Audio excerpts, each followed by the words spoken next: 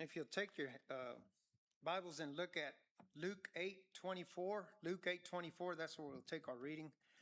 Jesus in the storm.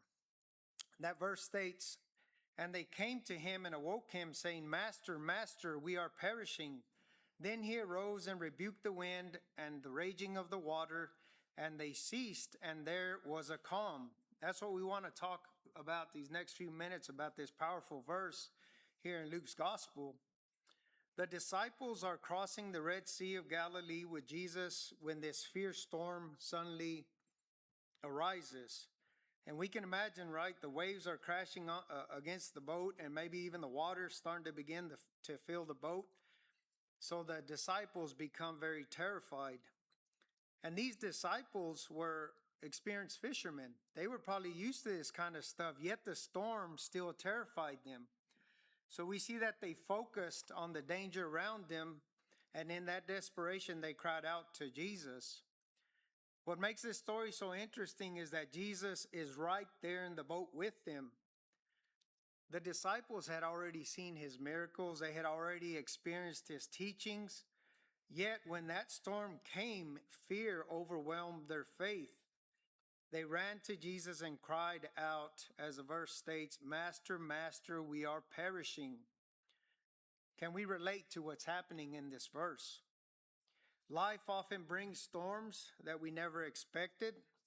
Sometimes there's health crisis. Sometimes it's a financial crisis, or sometimes it's a financial loss. There can also be family troubles, grief when we lose loved ones, loneliness, or uncertainty about what's going to happen tomorrow. And in those moments, we can feel exactly like these disciples did.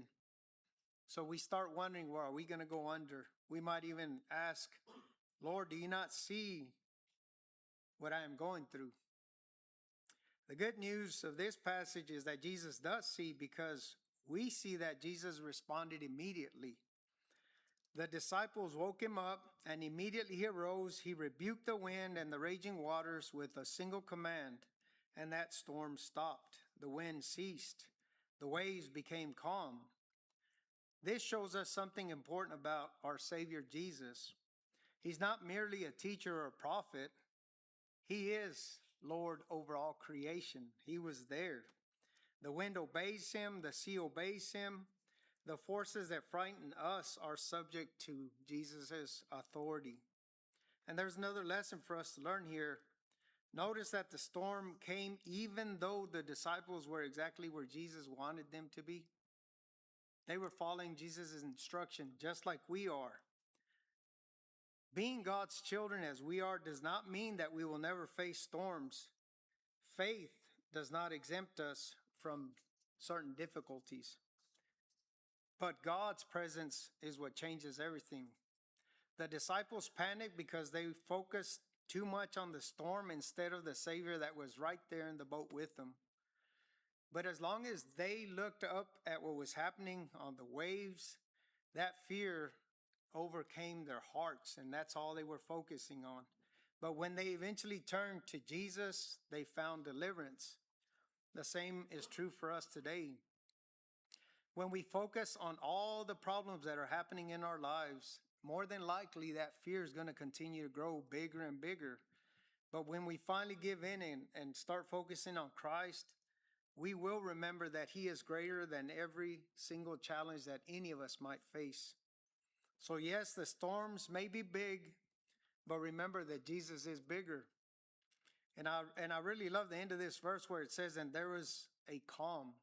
You ever been somewhere where it's like crazy, and then all of a sudden you find a calm spot and it just feels so good?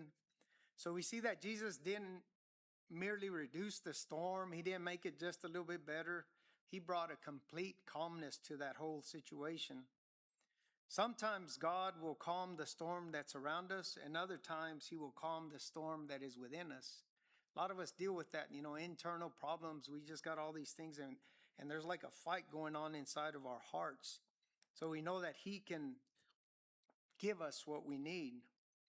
So when these storms of life come, they will come. Just remember these things. Storms are a part of life, but Jesus is greater than every storm. Remember that Jesus is with us in every storm, and you and I can bring our fears to him. The disciples didn't hide that they were panicking. They cried out, and Jesus heard them. So God's presence does not mean the absence of storm. Remember, Jesus is in the boat with them, yet the storm still came. But him being there guaranteed that they would not be destroyed. And Christ brings peace. He brings that calmness that we talked about as the storm just went away and that water just became still. Whatever we may be facing today, don't let fear have the final word. Call on the Master. Call on God. Trust his presence and believe in his power. And I guess the question for us tonight, are we in the boat with Christ? That's the one question we need to ask ourselves. And if we're in that boat with Christ, there's nothing to worry about spiritually. Even though those things are going to come, it's okay. We can handle them with Jesus. If you're not in the boat with Christ, that's a very dangerous place to be. You know, we talked about, are we sinking? We need hope. We need to be with Christ. So if there's anybody here that needs to respond to the invitation as far as not being in the boat with Christ, water's baptism already. If you failed Christ and God in any way, we ask that you come and ask for that forgiveness, and we'll pray with and for you as we stand together and sing the song.